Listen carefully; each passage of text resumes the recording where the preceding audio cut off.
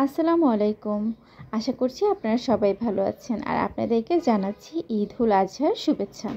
আজ নিয়ে এলাম মাটন কাচ্চির রেসিপি আর সেটা কিভাবে বানাবো চলুন দেখে নেওয়া যাক। আর এটা আমি করব পোলাওর চাল দিয়ে। তো প্রথমেই আমি 1 কেজি 800 গ্রাম খাসির মাংস নিয়ে নিচ্ছি আর সেখানে দিয়ে দিচ্ছি পরিমাণ মতো লবণ। আমি এখানে 1.5 টেবিল চামচ পরিমাণ লবণ ইউজ করেছি আর সাথে দিচ্ছি ফেটিয়ে রাখা টক দই। এখানে আমি হাফ কাপ পরিমাণ টক দই ইউজ করছি। আমি কিন্তু টক দইয়ের পানি ফেলে দেইনি, আমি পানি সহই টক দইটা ফেটিয়ে নিয়েছি।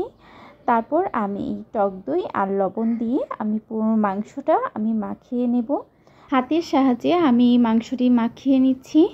আমি কোনো ধরনের কোনো চামচ দিয়ে আমি মাখাচ্ছি না, যেন সব জায়গায় ঠিকভাবে যেন দই আর লবণের মিশ্রণটি যায়, সেই জন্য হাতের মাধ্যমেই মাখানো বেটার। আর এভাবে করে মাখিয়ে আমি ওভারনাইট আমি এটিকে মেরিনেট করব। আর যদি আপনারা ইনস্ট্যান্ট রান্না করতে চান সেই ক্ষেত্রে আপনারা খোসাসহ পেঁপে বাটা আপনারা এখানে ইউজ করবেন, তাহলে মাংসটি তাড়াতাড়ি সেদ্ধ হয়ে যাবে।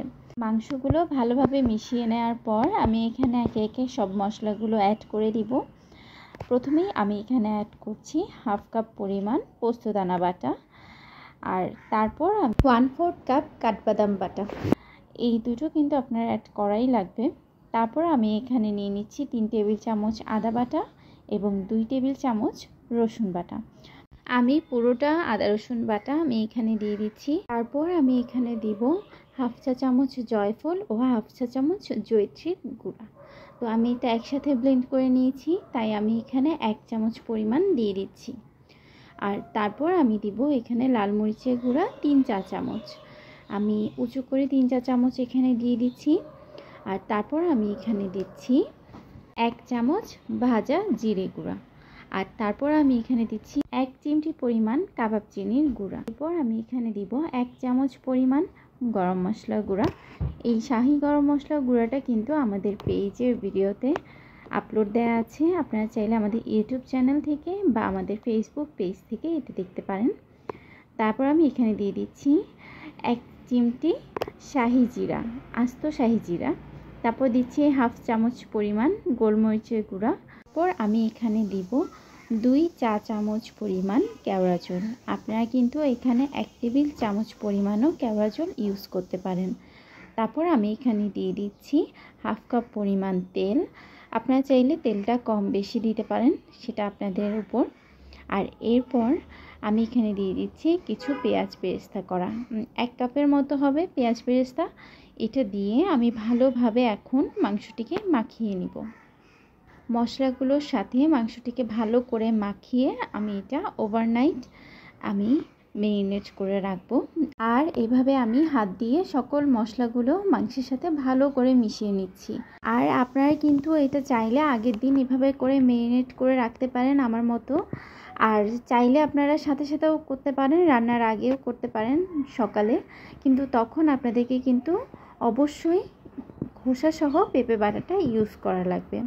তো আমি পেঁপে বাটা ইউজ করছি না, তার জন্য আমি এখানে আগের দিন রাতেরবেলায় আমি এটা করে রাখছি। আর এইটা কিন্তু আমার দেবর আমাকে বলেছে যে একটু কাচ্চি খাবে সে, তাই তার জন্য এটা বানানো। সো এটা আমি এখন আমার মাখানো হয়ে গিয়েছে, আমি এটা এখন মেরিনেটের জন্য রেখে দিব রেফ্রিজারেটরে নর্মাল টেম্পারেচারে ওভারনাইট। আর এভাবে যখন আপনি সারা রাত আপনি মেরিনেট করে রাখবেন তখন কিন্তু কাচ্চিটা অনেক বেশি ফ্লেভারফুল হবে এবং মশলা যত ঢুকবে মাংসের ভেতর তত কিন্তু খুব মজা হবে। সো এই যে এটা এখন রেডি, আমি এখন এটা রেখে দেব নর্মাল টেম্পারেচারে। আর এখন আমার রান্নার টাইম চলে এসেছে, আমি সেই জন্য আমি কয়েকটা আলু নিয়ে নিয়েছি আর এইগুলোকে আমি লবণ আর কিছুটা ফুড কালার দিয়ে আমি মাখিয়ে নিব। এইগুলো কিন্তু কাঁচা আলু, আমি কিন্তু সেদ্ধ করিনি। তো আমি এগুলোকে ভালো করে হাত দিয়ে মাখাবো। মাখানোর পর তারপর আমি একটা ফ্রাই প্যানের মধ্যে অল্প কিছুটা তেল দিয়ে নিব। তেল দিয়ে আমি সেখানের মধ্যে আমার মাখানো আলুগুলো দিয়ে আমি কিছুটা ভেজে নিব। আলুগুলোকে আমি অর্ধেক সেদ্ধ করে নিব আর বাকি অর্ধেকটুকু তারা বিরিয়ানির সাথে একসাথে হবে। তো তার জন্য আমি এটাকে কিছুটা ভেজে নিচ্ছি, উল্টে পাল্টে নিচ্ছি। আর এইদিকে আমি পোলাওয়ের জন্য আমি পানি বসিয়ে দিয়েছি একটা পাতিলে। আর পানির মধ্যে আমি সব গরম মশলাগুলো দিয়ে দিচ্ছি। আর এখানে আমার রয়েছে 1 চিমটি পরিমাণ আস্ত শাহি জিরা, তারপর রয়েছে 7-8টা এলাচ, আর তারপর রয়েছে কয়েক টুকরো দারচিনি আর কিছু তেজপাতা। আমি এই সবগুলো উপকরণ আমি পানির মধ্যে দিয়ে দিচ্ছি। দিয়ে পানিটা যখন ফুটে আসবে তখন আমি এখানে চালের পরিমাণ অনুযায়ী আমি এখানে লবণ ইউজ করব। আমি এখানে স্টারশিপ কৌটোর আমি 4 পট চাল আমি ইউজ করছি, পোলাওর চাল, চিনি গুঁড়ো যেটা সেটা। তো আমি এটাকে আগে থেকে ধুয়ে নিয়েছি, ধুয়ে পানি ঝরিয়ে নিয়েছি। আর আপনারা সবসময় এটা খেয়াল করবেন, যখনই আপনি কোনো বিরিয়ানি বা পোলাও রান্না করবেন তখন আপনি চালটা ধুয়ে যদি পানি ঝরিয়ে রাখেন আধ ঘন্টা আগে, তখন কিন্তু আপনার বিরিয়ানি বা কাচ্চি যেটাই বলুন না কেন, পোলাও, সেটাই কিন্তু খুব ঝরঝরে হবে এবং খুব সুন্দর হবে। তা আমি এভাবে করে আমি পুরোটা চাল দিয়ে দিচ্ছি। আর চালটা কিন্তু আমি 80% সিদ্ধ করে নিব, তারপর আমি সেটা মাংসের সাথে অ্যাড করব। আর এইদিকে আমার আলুও কিন্তু ভাজা হয়ে গিয়েছে, এটি কিন্তু অর্ধেক সেদ্ধ হয়ে গিয়েছে। আর আমার চালও কিন্তু ফুটে এসেছে, এই যে 80% হয়ে এসেছে। আমি এটাকে এখন স্টেইনারে আমি ছেঁকে নিব। মেরিনেট করা মাংসের মধ্যে আমি একটা স্টিলের বাটি বসিয়ে সেখানে কয়েক টুকরো কয়লা জ্বলিয়ে আমি এখানে ঘি দিয়ে দিচ্ছি একটু, এটার জন্য একটা স্মোকি একটা ফ্লেভার আসবে এই মাংসের মধ্যে। আমি ঢেকে দিলাম, এই ফ্লেভারটা পুরোটাই মাংসের মধ্যে চলে যাবে। আর এখন আমি বাটি তুলে আমি এখন মশলাগুলো দিয়ে দিব। প্রথমে দিয়ে দিচ্ছি বেরেস্তা, আর বেরেস্তার সাথে আমি 1 চামচ পরিমাণ চিনি অ্যাড করে নিব। এটা মেখে নিব বেরেস্তার সাথে চিনি। তারপর এই মিশ্রণটি থেকে কিছুটা পরিমাণ আমি মাংসের উপরে লেয়ারিং করে দিব। আর সাথে দিব আমি কাজু বাদাম কুচি, কয়েক টুকরো কাজু বাদাম কুচি। তারপর আমি এখানে ভেজে রাখা যে আলুগুলো রয়েছে সেগুলো আমি এখানে ছড়িয়ে দিব। একটা একটা করে খুব সুন্দর করে চারপাশে ছড়িয়ে দিতে হবে।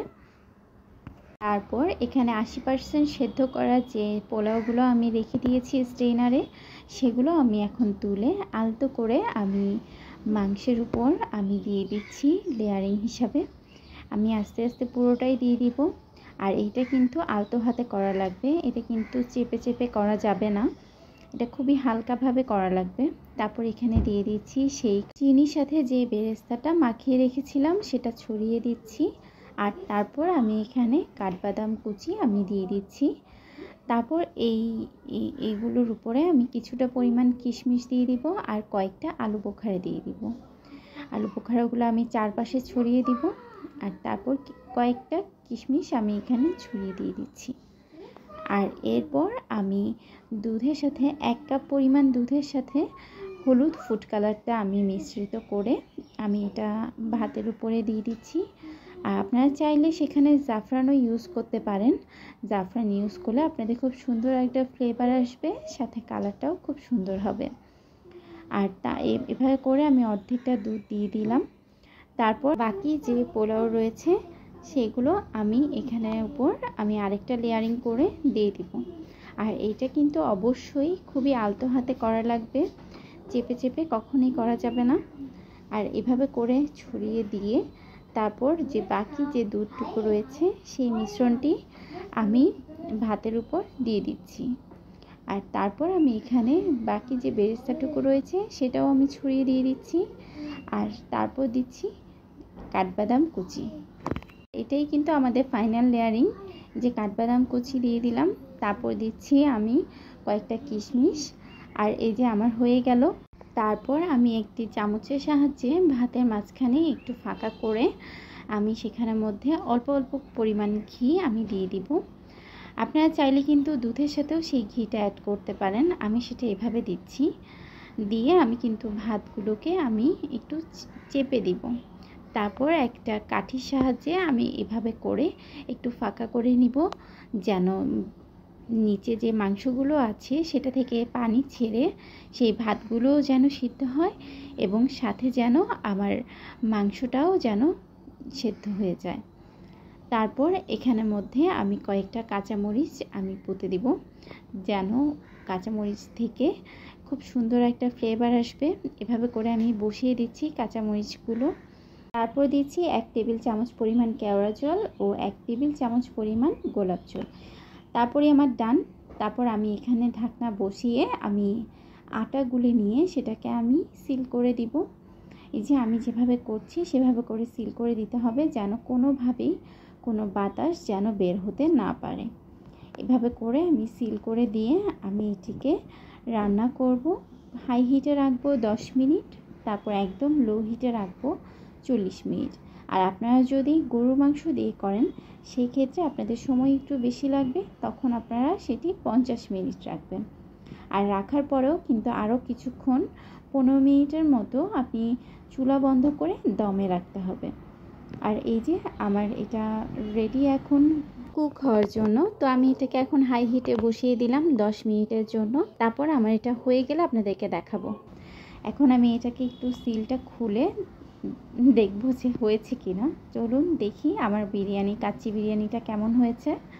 এই যে দেখুন কত সুন্দর একটা কালার এসেছে, মাশাআল্লাহ।